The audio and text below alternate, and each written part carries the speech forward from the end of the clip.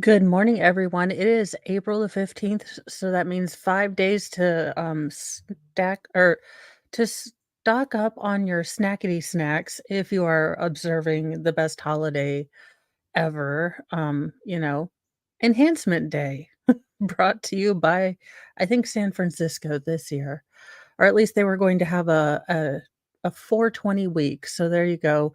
Make sure you are stocking your cheesy poops, not that I told you this, YouTube, in localities where it is legal and you partake.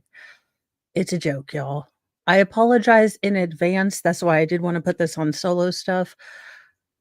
You know, I know a lot of you all deal with chronic issues as well, and I take full and total responsibilities for the days, that I act like a not limit having dingleberry, and I know that I'm gonna pay for it the next day, but I object to days where I end up or I wake up and feel like I am been run over by a Mack truck, and I did not act like a fool at all yesterday. So your universeness, I call shenanigans, and I demand to feel better today. Ugh, it is what it is, though. You take the good and the bad. Good morning, Cynthia, retired firefighter, and Celestial Force. Good morning, Fraudette Wrangler. I hope we have all of the footage of Dingleface and what's her face at, the grand jury because, oh my gosh, can they stop making Indiana look bad? If you know, you know. Good morning, Kay Marshall. Good morning, T. Underwood and Wolfram. Thank you for doing the mod stuff. I always appreciate my mods. They do such great work. Good morning, Jeff Clark, WMC, and Melanie Dawson, and Hey Joe. Let me see. Like I said, and Fishers of Men. So if I am a little slightly off today, I apologize.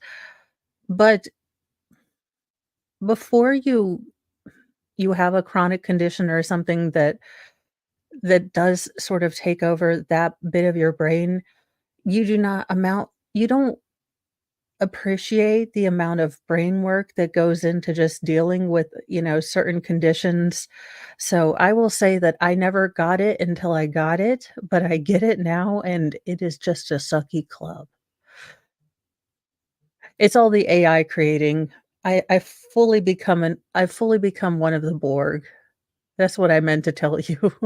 I have decided that there's no getting away from technology, and I am integrating with the Borg. Good morning, Jesse. I've stopped fighting it.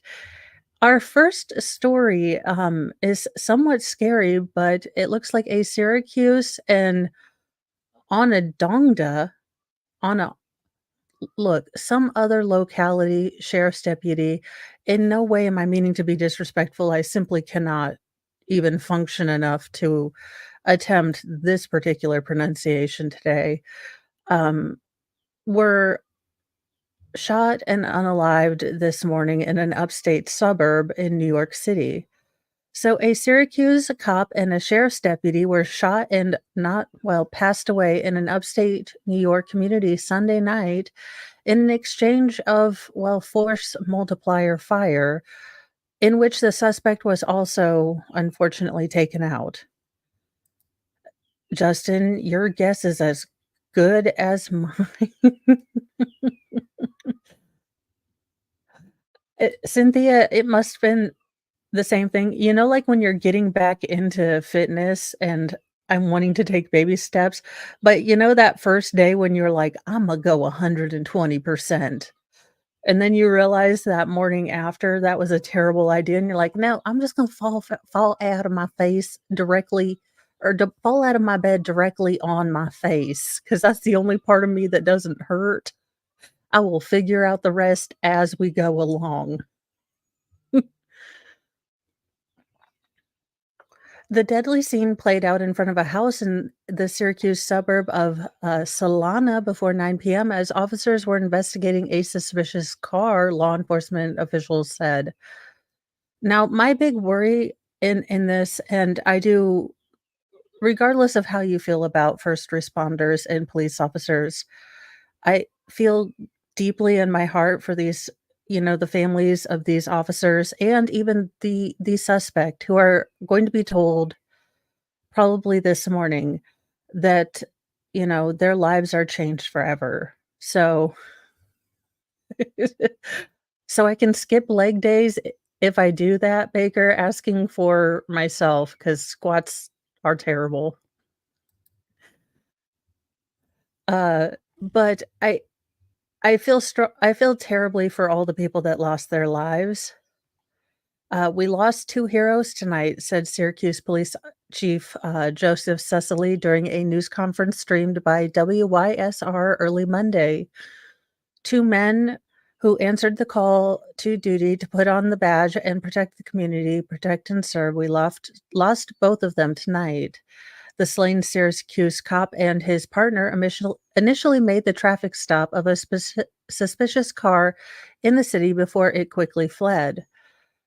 Now, my only worry about this, and I do dislike media being absolutely and completely lying liartons who lie, and I will be doing a members only kind of my goal this week is to get it up to 2 times a week, but there should be coming out members only little videos or quick little streams of news that's a little too spicy. So and it'll probably have a little bit more of a political leaning. Again, I try to keep that off, but I will try to be as fair and balanced as I can, but that's going to be another perk that I'm trying to work for membership because I know I stink out loud on membership stuff, and I'm working on being better. It's all on my little y'all are gonna laugh at me. I swear to goodness, I have 3 different things. I know people will jot things down on a computer or on their phone, but I still take, like, 18 gajillion notes. But I do worry about this being used to form another narrative like we did see shaping up in, one of the so this is a roundabout way to say I will be covering the police-involved shooting on a members-only video with the gentleman that media are trying to claim that he got unalived because he wasn't wearing a seatbelt.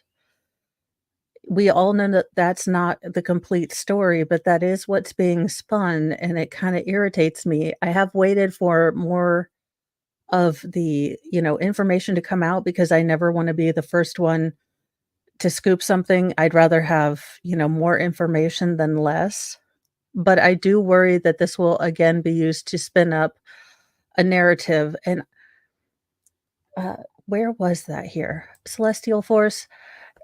You know what? I will say younger Mo dealing with, earlier stuff in her life may not have been as forgiving, but I think the kind of really wonderful thing as far as self-growth for me watching these trials is you really get to see how much whatever crime has happened, whatever, action this person has done that's on the, defense side of the table, they also have family.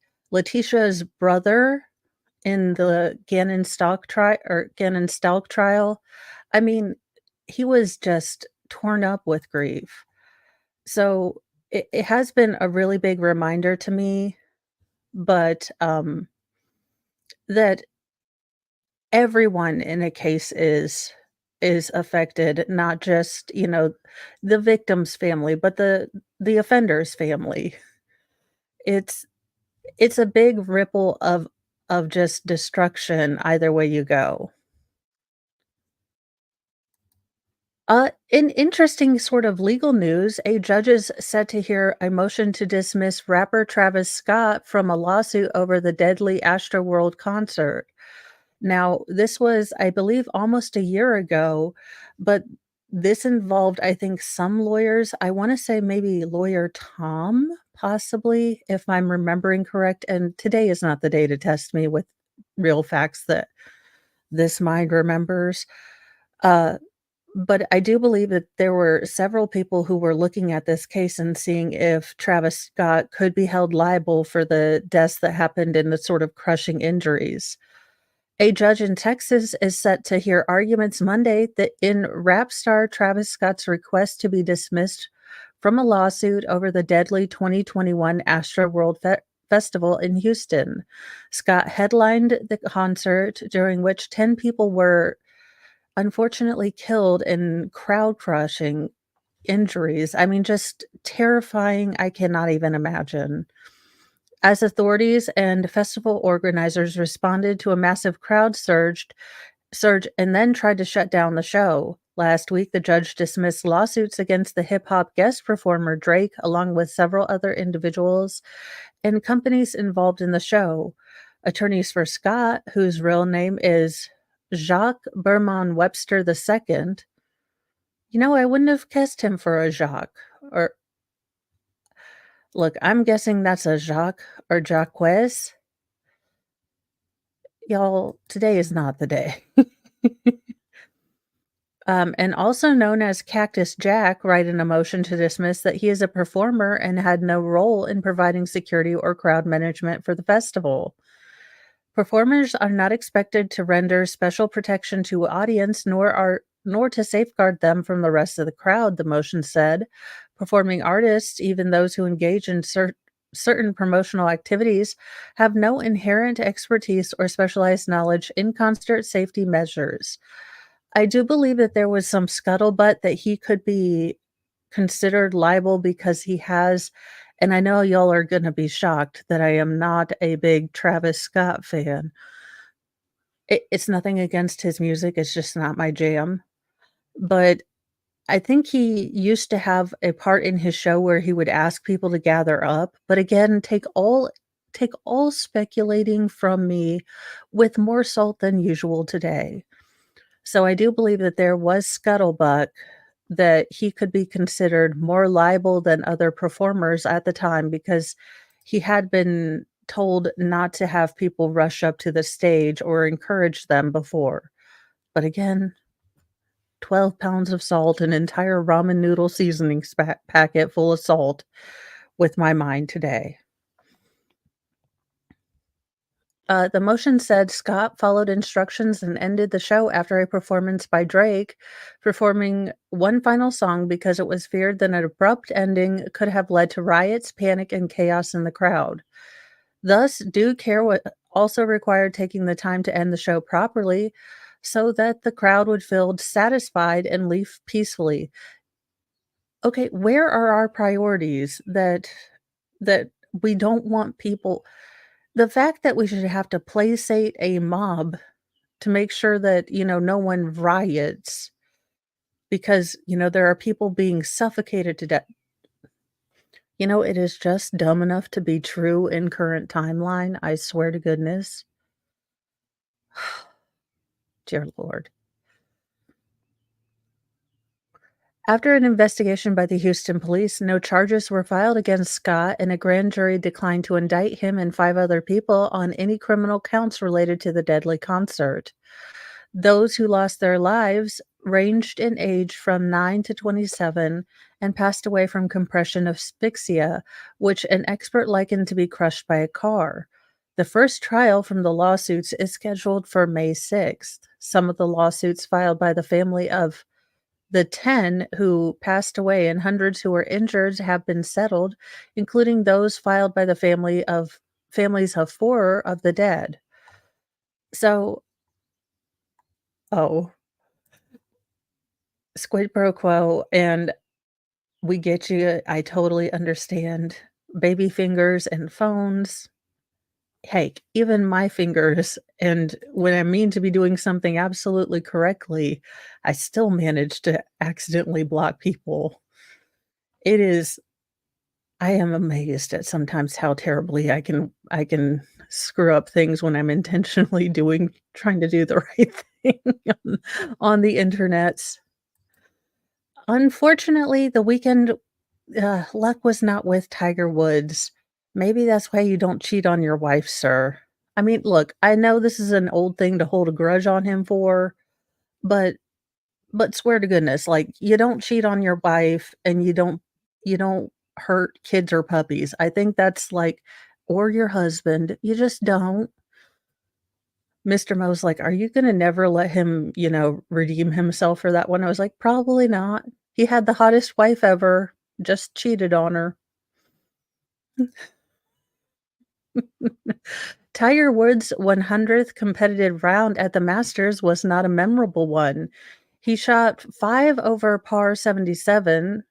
Look, y'all, this is like Klingon, so I have no idea until the Masters, puts in my proposed, well, shirtless putting for all the ladies. I don't know that I will ever watch golf willingly. Ugh. The worst score he's posted in his 26-year career at the Masters, including the last 2 he played as an amateur, in 1995 and 1996, and the worst 72-hole score of his pro career. Woods, too, finished last among the 60 players who made the cuts, 2 shots worse than 61-year-old, Vijay Singh. Well, I mean, look, you can't be awesome all the time. The 48-year-old legend who's won the green jacket 5 times departed Augusta National quietly on Sunday and immediately set his sights on the next task, becoming good at golf again? I mean, I would think that would be your next task, but apparently that is not it. It is the PGA or Championship next month in Valhalla in Kentucky. It was a good week all around, Woods said, coming here not having played a full tournament in a very long time. It was a good fight on Thursday and Friday. Unfortunately, Saturday didn't quite turn out the way I wanted it to. Wait, you have to do 4 days of golf? No wonder he was just a broken man by Sunday. No offense to anyone who likes golf, but I'm guessing if you're not playing it, look, if you are not playing it, I don't understand the joy of watching it, but as I said, I'm not a really good, sports enthusiast, if you will. Today, the way that Tom Kim is playing, I thought I had it in my system. Woods went on, referring to Kim's 6 under par 66 in the final round. Unfortunately, I didn't produce it. Woods entered the weekend 1 over par, 7 shots out of the lead, and declared he was right there with a chance to win the tournament. I mean, okay. I don't know what this means. Oh my gosh. The amount of times I would say triple Lutz out of context. We do not need the world does not need the shenanigans that would be unleashed with Mo trying to explain golf. Oh, dear lord. 'Cause I'd be like, "Well, now he's wiggling. Apparently, he's talking to the spirits of the wind, and he's praising them for not making the little ball disappear." I mean, also ABC, if you're looking for a way to spice up golf, I'm just saying, I am available and free most days and will work for less than Jen Psaki. Also, I won't say circle back as much, and I have, well, fake red hair too. Any hoozle, so apparently Tiger Woods is not doing oh, maybe keep the hat on, son, sir, dude, guy. You're just that's a follically challenged George Carlin was kind of funny about his baldness, but n that is a keep your shirt or your hat on, sir, kinda hairdo. Just embrace the fact that you're going bald and do the George, Clooney, the real short Roman haircut that was all the rage in the early '90s, but not so much George Clooney's, Batman and Robin movies. Those were hysterically bad. These are just my thoughts, and you can disagree. If you love Batman and Robin, have a great day.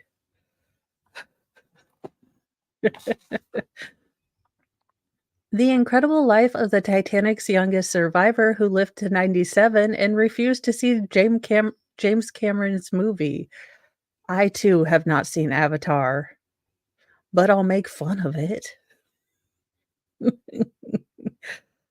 The RMS Titanic and its doomed voyage have captured people's interest since the tragedy in April 1910 1912, the ship and its passengers were once again brought back into the spotlight when the wreckage was found in September 1st, 1985, over 73 years after it sank.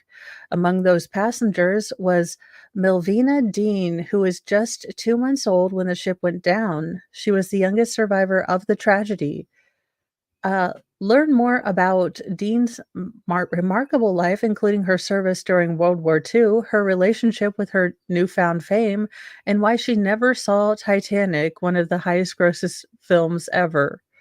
Well, look, if you saw Titanic 9 times, great. But I always kinda laughed at the people that were like, "Gosh, I wonder what's gonna happen." It's almost like there were cliff notes of this in history. Look, I may have gotten in the most trouble I've ever gotten into in my life because I was sitting 12-year-old me who was born, like, '97 with the attitude of B. Arthur without cheesecake.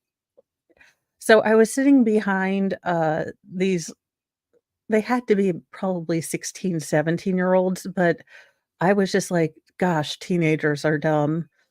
But they were, just a gaggle of gals just sitting in front of me, and I'm over here just trying to get ready to watch Titanic because I have finally been allowed to sit not with my parents. So I'm thinking, "Okay, finally, I can watch the movie and make my own funny comments to myself." No, I am mesmerized by the conversation going on in front of me by these teenage girls that are like, "Oh my god, what do you think is gonna happen? Oh my gosh, do you think they're gonna survive? What's gonna happen to the ship?" And I am over here trying not to laugh at inappropriate scenes in the movie, like bad scenes, because these girls are like, "Oh my gosh, I don't even wanna know what happens at the end." And I'm like, "Ma'am, it's called foreshadowing was even there in the movie. The old chick lives. Rose lives. We don't see Jack as an old dude, so I'm guessing he's gonna die." So I may have said that and hurt the feelings of some teenagers. Look, I barely people well to begin with. No worries. I am lost all the time. You're welcome as I go on a long tangent about finding teenagers weird even when I was a preteen. But anywho, so let's get back to Melvina Dean as I've gone on a weird tangent. Okay, so Melvina Dean was just 9 weeks old when she boarded the Titanic in 1912 with her parents and older brother. As reported by the Los Angeles Times, she was the youngest passenger aboard. She boarded the Titanic with her mother, Georgette, her father, Bertram Frank, and her brother, Bertram Vere, before the ship set sail from Southampton, England on April 10th, 1912. But she wasn't supposed to be on the Titanic at all. The Dean family boarded the ship after a coal strike canceled their original trip. The family was supposed to cross the Atlantic on a different White Star Line ship, according to Los Angeles Times obituary of Dean. However, a coal strike led to the cancellation of their original voyage. The White Star Line offered them third-class tickets on the Titanic instead. Talk about a gift of the Magi, a monkey paw kinda gift, like, "Well, look, I understand you can get on your original cruise, but we've got this new boat and it's unsinkable." And the past says that was a gift you wish you could take back. Her family was leaving the UK to move to Kansas City, Missouri to join her father's cousin. Well, so I don't know if they were so the only I know way too much about the Titanic because I like watching the back stuff of movies, but I'm guessing they would have been in the part where that Irish woman talks her kids into sleeping as the water is coming in. Also, fun factoid, that was actually Martinez from, Aliens. So the woman with red hair was actually in Aliens as the, badass Marine or Space Marine. So, if you didn't know that, apparently James Cameron just loves having her in his films.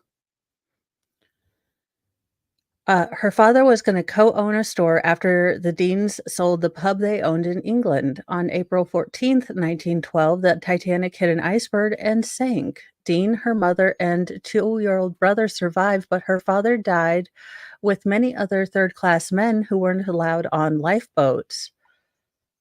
According to Dean, her father felt the ship collide with the iceberg, which may have saved his family's lives.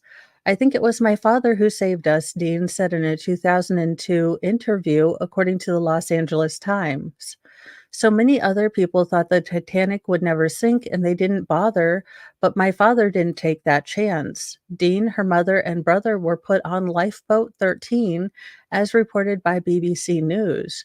The survivors on lifeboats were later picked up by the RMS Carpathia and taken to New York City, but Dean's father was among the more than 1,500 people who passed away in the tragedy. Dean said she believed it was true that White Star Line employees had prevented third class passengers from going above deck and potentially escaping the sinking ship, the New York Times reported. It wouldn't happen nowadays, and it's just so wrong, so unjust. What did they say? Judy O'Grady and the Colonel's lady are sisters under the skin? That's the way it should have been that night, but it wasn't. When the Deans returned to England aboard the Adriatic, passengers lined up to hold the baby, demand was so high an officer made a rule that each person could only hold her for 10 minutes.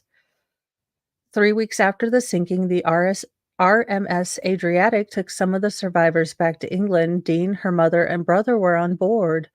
Passengers who knew that the family had been through lined up to hold baby Milvana, the youngest survivor of the Titanic. To keep the line moving, a ship's officer ordered that no one could hold the baby for more than 10 minutes, wrote Mary O'Rourke of the Los Angeles Times in Dean's obituary. Dean didn't learn about the true horrors of the Titanic until she was 8 years old when her mother finally told her. My mother would never speak of it because it was her husband and they were only married 4 years.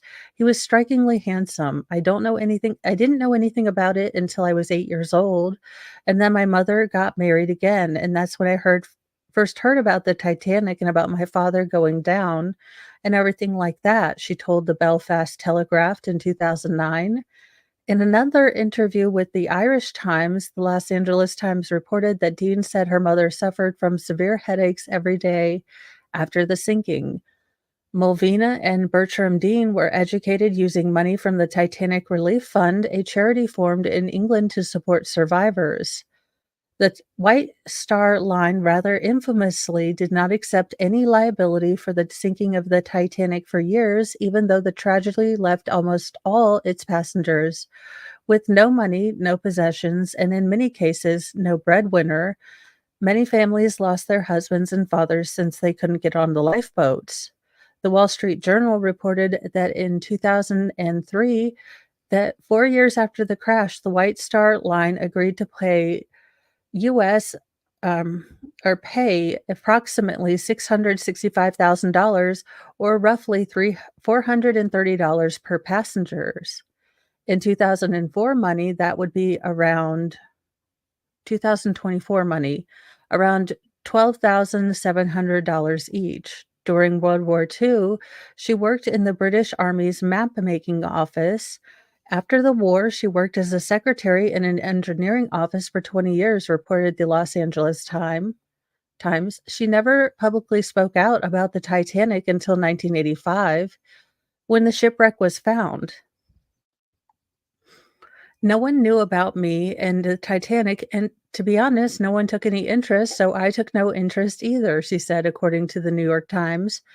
But when they found the wreck, and after they found the wreck, they found me. For decades after, Melvina Dean attended many Titanic exhibitions, uh, conventions, and events. She also traveled to different schools to tell her life's story. Dean never watched the James Cameron, 1997 blockbuster Titanic because she was worried it would make her think about what her father had been doing in his final moments. Even though Dean said she didn't really feel a huge connection to her father since she never really knew him, she couldn't watch any movies or documentaries related to the Titanic. because that's a ship on which my father went down. Although I didn't remember him, nothing about him, I would still be emotional. I would think, how did he go down? Did he go down with the ship, or did he jump overboard? She told the Belfast Telegraph in May 2009's just weeks before her death. Her brother Bertram, pictured right, died on the 80th anniversary of the iceberg collision in 2000, or I'm sorry, in 1992. He was 81. His mother li- Her mother lived to be 96, dying in 1975, according to the New York Times. In 1997, uh, Melvina Dean finally successfully crossed the Atlantic from Southampton to New York City aboard the Queen Elizabeth II. What a badass. I mean, y'all, you could not get me. I am just reading it as they wrote it, Sal. It's not my fault that we have it's hard enough for me to read words successively today, so I can't make things up to not be degenerate. But what a badass move. I mean, I would never, ever, ever get on a boat again. Look, just like I have seen Final Destination, and you cannot get me to drive behind a lumber truck. It's just not gonna happen. No, sir. Not me. But for her to probably conquer that fear and go on another boat across the ocean, that is more badass than I would be. 85 years after the ill-fated maiden voyage of the Titanic, Dean finally completed the journey from Southampton to New York, reported Deseret News.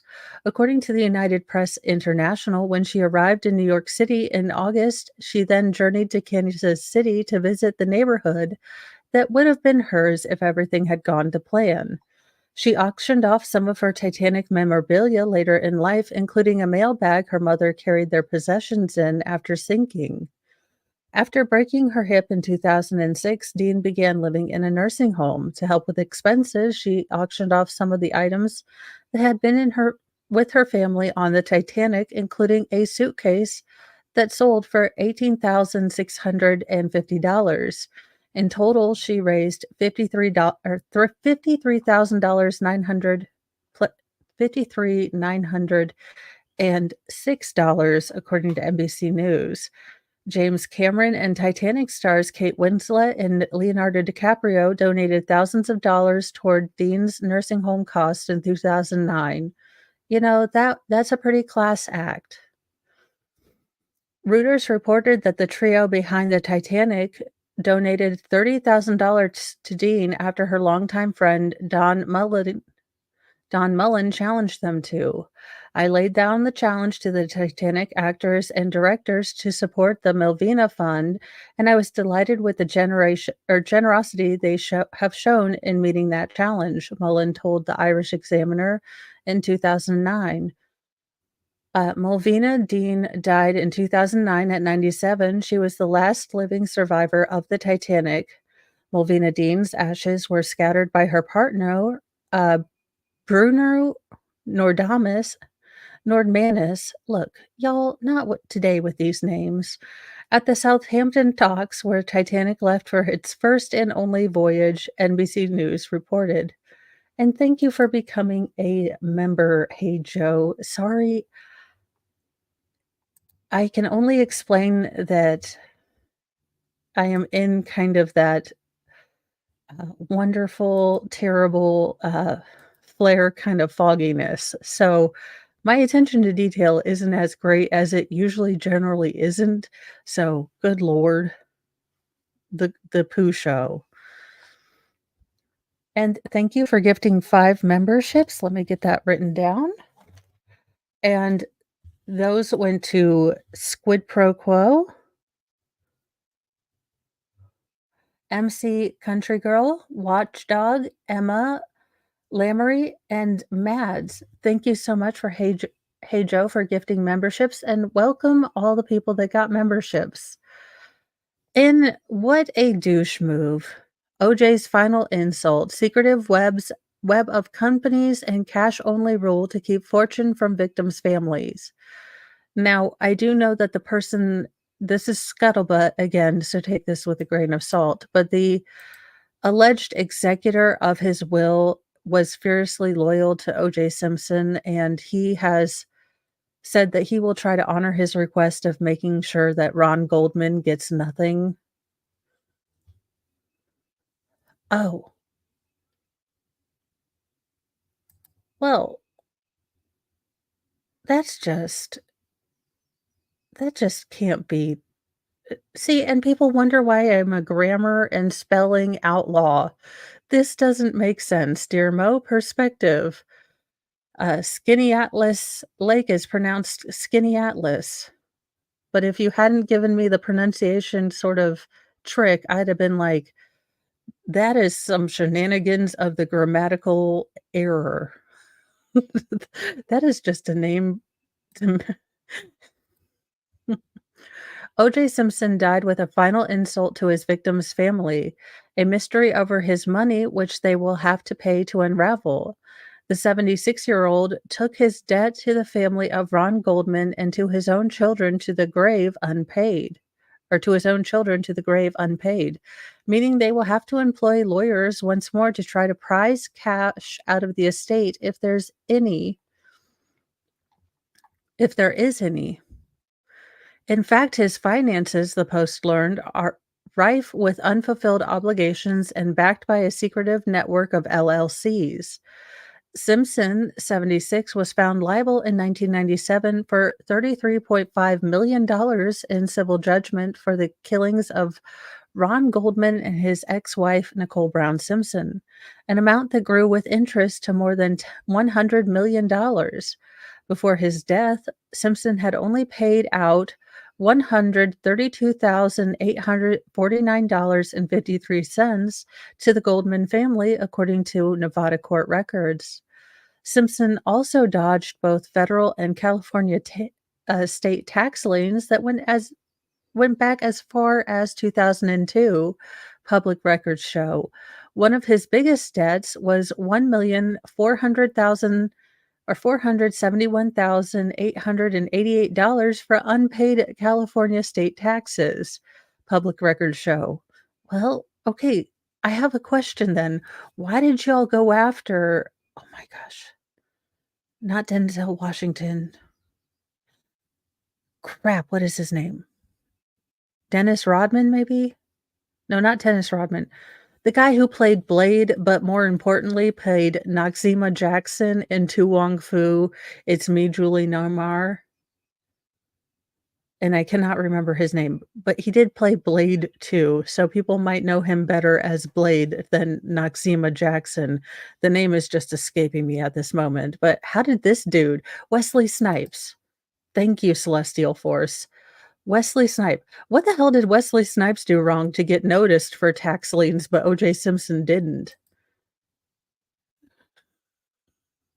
You know, the absolute craziness, or it just like the absolute dartboards blindfolded that seems to kind of theme that seems to go through which people get prosecuted and which people don't is very interesting. Public records show the total he left unpaid to state and federal authorities as high as 5,227,519 dollars. He left no property in his name and appears to have been living in a house rented by his oldest daughter, Ariel, 55, before he left. But Page Six revealed Friday that he demanded to be paid in cash for lucrative memorabilia signings and even playing in golf events with fans, leading to questions over where it is now. Simpson had a myriad of limited liability companies that were set up by his longtime lawyer, Leroy Skip Taft, shortly before his own death in 2022. A total of 9 companies whose names include Orenthal Productions, Sydney Brook Incorporated, Pigskins Inc., and Bruiser Enterprises were reactivated in June 2022, months after he was granted early release from parole. Another limited liability company, Rocking Horse Enterprises LLCs was named after the North Rockingham Avenue, his former Brentwood estate.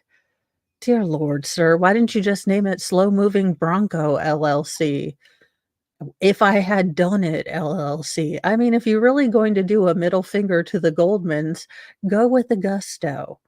I mean, you're a horrible person already, but I mean, if you're gonna do something and be a butt about it, then go with the gusto and make it funny at least.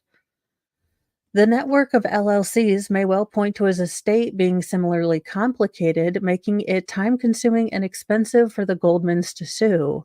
This Goldman and Simpson children by his marriage to their unalived mother, Nicole Brown, Sydney, 38, and Justin, 35, which proceeds of any money found towards the $100 million they are owed. The first challenge is to find the wealth, Victoria Haymond, a professor of trusts and estates at Creighton University of Law in Oklahoma, Nebraska, told the Post. The other challenge is to attack the structure. Very well people set up complicated structures that are not subject to probate. If he had only if he had held on to wealth before his death, Simpson would have kept it under wraps. He had a little bit of money, a Vegas pal told the Post. We would go out to dinner and he'd chip in for a meal. He didn't expect other people to pay for him, but he was not picking up tabs the way you imagine he used to. But his spending may have been selective. According to Los Angeles Review Journal, he was a generous tipper. In fact, an old friend of Simpson's told the Post, I know he was getting quite a bit every year from his NFL pension and Skilled Actors Screen Actors Guild. People say he was a millionaire. His total annual income from the NFL and SAG pensions were estimated at 300,000 and could not be taken by the Goldmans. Payouts ended with his death. That amount should have funded a good life, but according to a longtime resident of the upscale Canyon Gate Country Club in Las Vegas, Simpson had not paid for his own home on the luxury golf course where one fork if one forks over $3,200 a month for rent for a 2,500 square foot home with course access. Y'all, I don't understand golf. We were dumb enough to buy into a golf community, but we assumed that we would be safe from said golf shenanigans because we don't live on the course. But good lord, the upkeep of a golf course is just ridiculously expensive, and I'm glad I don't have to pay extra for that. Simpson was also banned from playing golf at the club. He golfed for a while and then suddenly he didn't, a resident told Las Vegas Review Journal. He made members of the club uncomfortable. Arnell Simpson had been a strident supporter of her father, living close to him in Las Vegas. She has a daughter, Alexa, in her early 20s, who is Simpson's oldest grandchild. His son, Jason, 53, from his first marriage, was also close to the disgraced NFL great, greeting OJ when he arrived home after the famous white Bronco chase and standing beside him as he walked out of court after his shock acquittal. Jason appears to live in Atlanta, Georgia. The Los Angeles Times reported that in 2016, he's a chef who lives a private life. He and Arnell's mother, his high school sweetheart, Marguerite Whitty, were married from 1967 to 1979. She is now remarried and lives in suburban Fresno, California. During a 2020 interview with Barbara Walters, she maintained that Simpson was never he never laid hands, saying he would have got a frying pan upside the head, and she did not believe that Simpson had done anything to Nicole Brown and Ron. Simpson's LLC names hint at a reconciliation with his daughter Sydney, while the statement about his death and all his children around him before, while he passed away due to prostate cancer. Sydney and her brother, Justin Ryan Simpson, 35, both born to Nicole, live in Tampa, Florida, in that area and work in real estate. Justin is the father to Simpson's youngest granddaughter, 2-year-old Lana, with his partner Alicia Brown. That is a whole lot more about I had no idea. Things you can find on a New Jersey beach. I feel like I should have done a Johnny Carson thing. What do a voodoo doll, a whoopee cushion, denture powder have to do to with each other? And the answer is all things that you can find on a New Jersey beach. Now, Pepperidge Farm remembers when this would have been a Bartles and James bottle. Just saying. New Jersey Shore Beach season is almost here, and if last year is any indication, it will soon be time to pack those voodoo dolls, whoopee cushions, zip ties, and denture powder.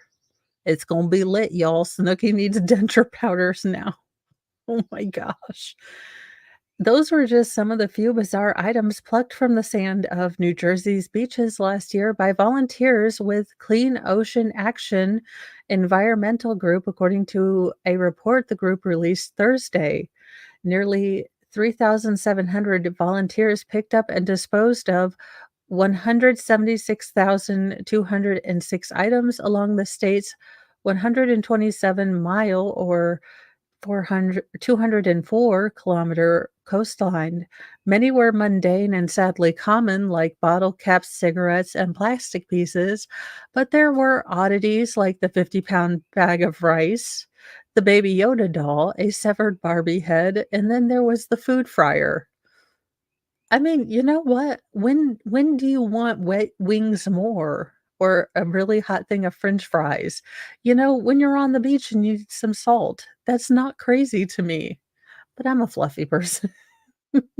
So who knows? Also left seaside were boxer shorts, bra, bikinis, fake eyelashes, fishnet stockings, a jockstrap, a pregnancy test. Y'all, I don't need them anymore, so it wasn't me. The result was unknown on that pregnancy test, so if you did in fact lose your pregnancy test on the Jersey Shore, I'd just go ahead and assume you're with child until doctors tell you not to, so lay off all the bad stuff. Sydney Ziff is the executive director of Clean Ocean Action, which has carried out beach sweeps at the beginning and end of beach season ever since 1985.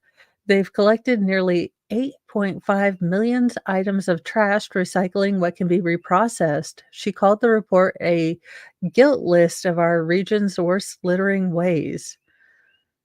It's hard to fathom, she said, from the quirky to the funny to the really just plain gross. You can't make this stuff up. Nearly 80% of the haul was plastic in some form. Bottle caps and lids accounted to over 13% of the total haul, followed by food and candy wrappers or bags, miscellaneous plastic pieces, cigarette butts, and over 10,000 plastic straws or beverage stirrers. But others could only be described as head scratching, particularly considering that they were left behind on a public beach. Take, for instance, an ample supply of auto parts, including an automobile gas tank, four car batteries, a bumper, a air compressor, and 24 tires. At least some beachgoers are well groomed as they littered. Volunteers found an electric razor, a container of body hair remover because there was nowhere to plug in the razor, I guess, denture cleaning power, scissors, and a full-length mirror. There was a dustpan, a Philadelphia Eagles banner, two crock pots with lids, and a small refrigerator. I mean, why would you take a cooler to the beach when you can just plug a generator in and have your own refrigerator? I am fully okay with the fact that if I were to go camping, the only camping Mo will ever do from now on and forever will be glamping, okay? I'm gonna need my, full-on cabin stocked with all the amenities. I'm not doing regular camping, y'all. It's just not happening anymore. And of course, there was leftover food, 6 pineapples, a coconut, a fortune cookie, a can of tuna. Maybe they were trying to release it back into the ocean. and a box of Valentine's Day candy.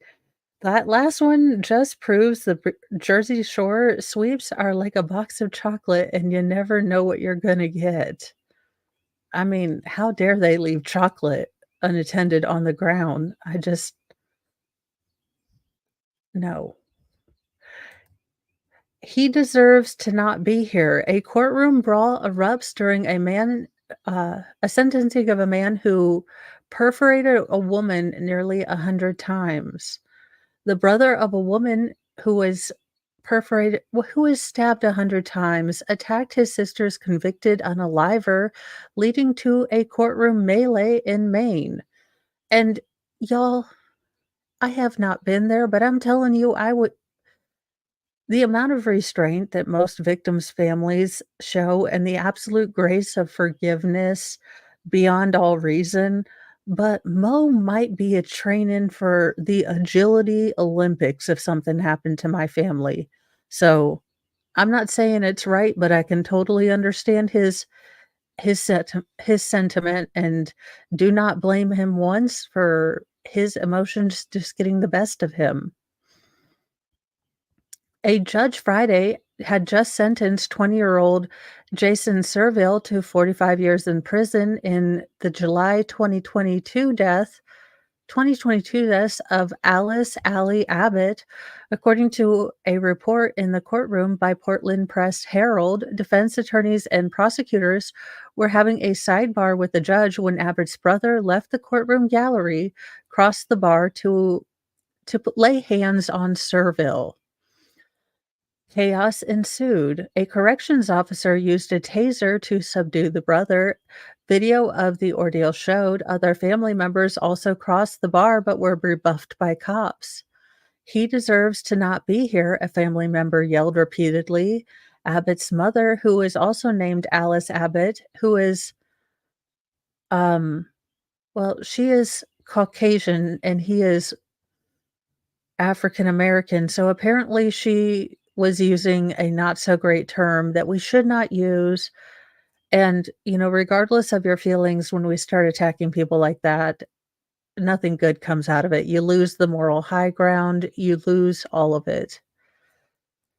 But I that all being said, the word that she chose was terrible, and I can sort of, like, 10% understand that it's coming from pain. Still not a word you wanna be shouting. Serville went untouched and watched the melee break out in front of him as he was handcuffed and wearing an orange jail jumpsuit. I'm glad I knew about that even though you guys can't hear it. It would be the one time the audio would work on my YouTube and I would nuke my YouTube channel. Cops took Abbott's brother into custody according to the the Press Herald. Unlike anything I've ever seen, Maine Assistant Attorney General Bud Ellis, a lawyer for nearly 40 years, told the Press Herald. A man who had been staying the night on the property, which was owned by the Abbott's parents, called Shawinigan Police around 5:39 a.m. on July 16th, 2022, to report an assault on that particular block. Police arrived to find the caller suffering from a head injury. Cops then found Abbott not alive. Paramedics took him to the hospital, but he survived his injuries. Cops arrested Serville later that day on a murder charge. Press Herald reported that Serville and Abbott had dated for a short period of time, but she broke it off. Serville broke into a jealous rage and stabbed her almost 100 times. He pled guilty in January. During her obituary, Abbott was said to enjoy hanging out with family, baking, and the outdoors. Allie was beautiful, spontaneous, and had a laugh and smile that could light up a room. She was a fiercely strong woman with a kind, gentle soul, the obit said. So it is completely understandable that the family would have very strong feelings. Now, again, you still need to not say words like that, but I get it. And thank you for being a member for 4 months, Phoenix. And let me see, I know I put one last funny story.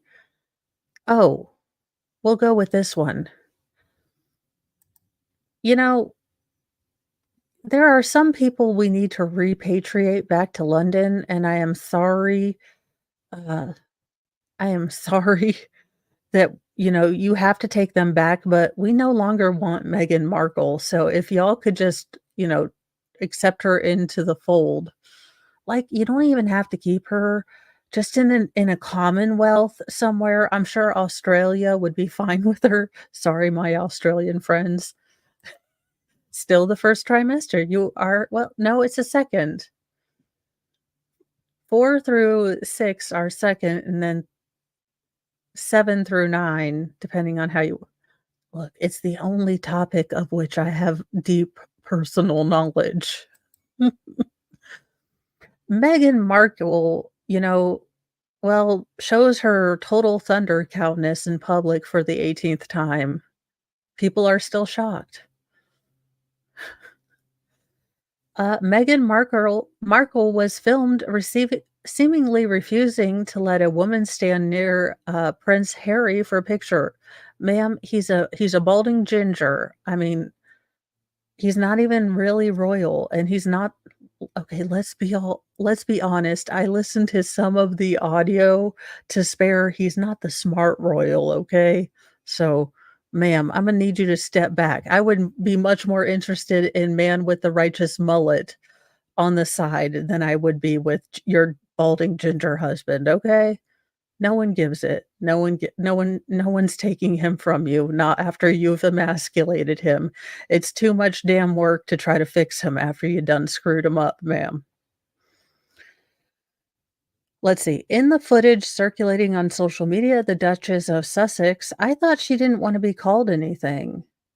Okay, I guess. Scoots put closer to her husband's side on the stage as at the Grand Champions Polo Club in Wellington, Florida, Friday, as another woman attempted to get beside the Duke.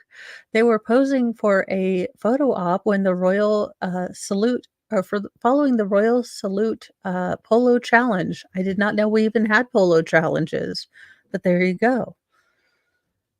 Markle stood her ground as the unidentified woman, whom, like the Suits alum, was in a cream-colored dress, did not budge. The Duchess was heard asking, "Do you want to come over here?"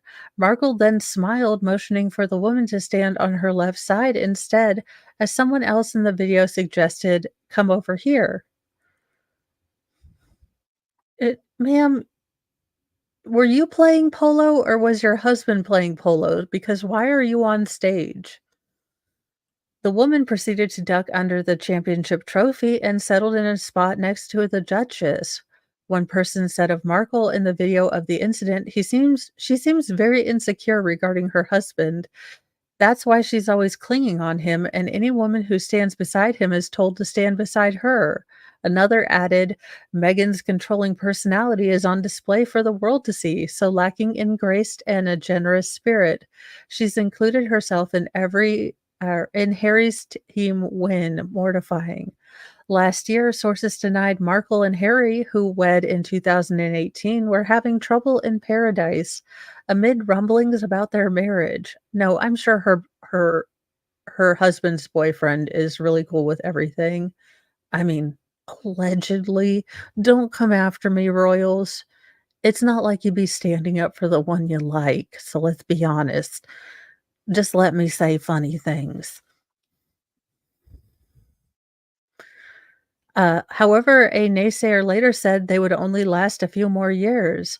The latest uncomfortable situation, though, comes moments after Markle kissed Harry, gross, 39, when presenting him with the trophy and posing with the team for a picture.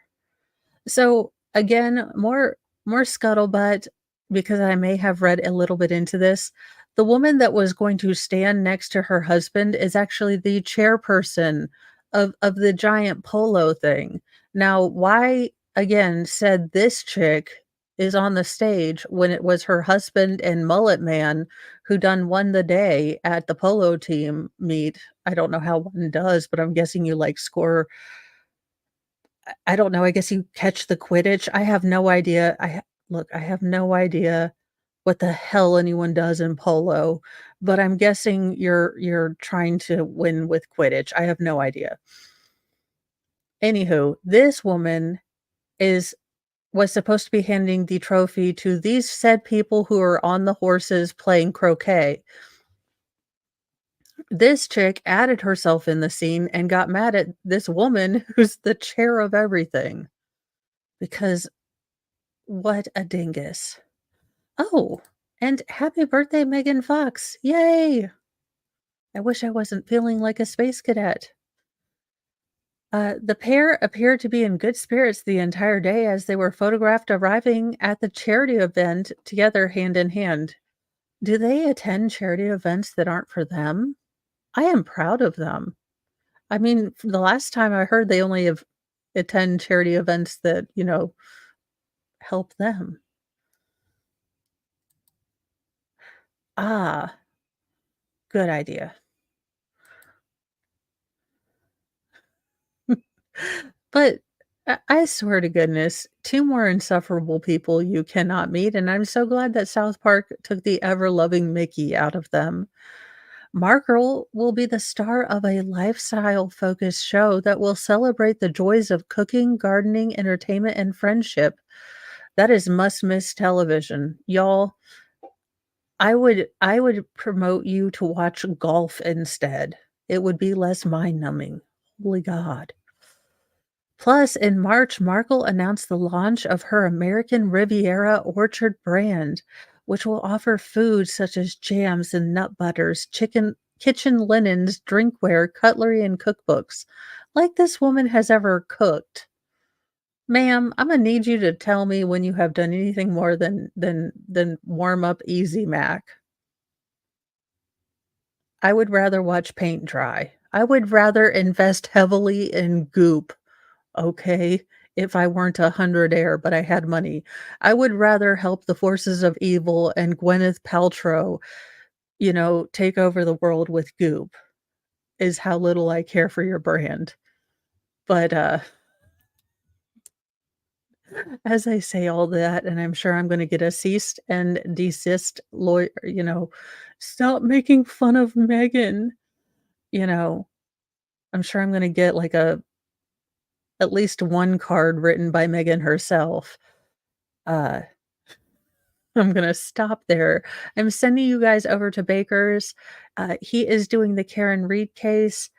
I was gonna plan on maybe heading over there, but I think I will probably be surrendering to just, unfortunately napping the day away because some days you have to surrender with to the fact that it's just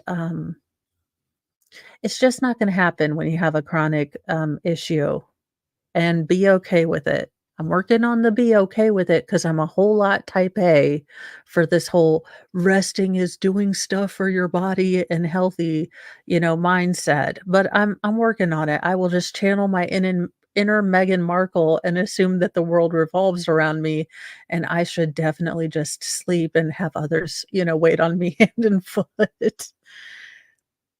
I will say my CRPS does not handle the change in, seasons. So, it is it is a rough one, but I am been so lucky to find a bunch of other people who kind of struggle with the same thing, so I don't feel alone. And, learning to really embrace the kind of one door shutting, but I would never have joined YouTube. I would have never met a bunch of really cool people and have you guys as wonderful chat if I hadn't got hurt. So, life is really interesting about there's no bad without a good. So, have a wonderful day, everyone. I am going to try to take a bit of a nap and see how that goes. I will see y'all later. Bye, guys.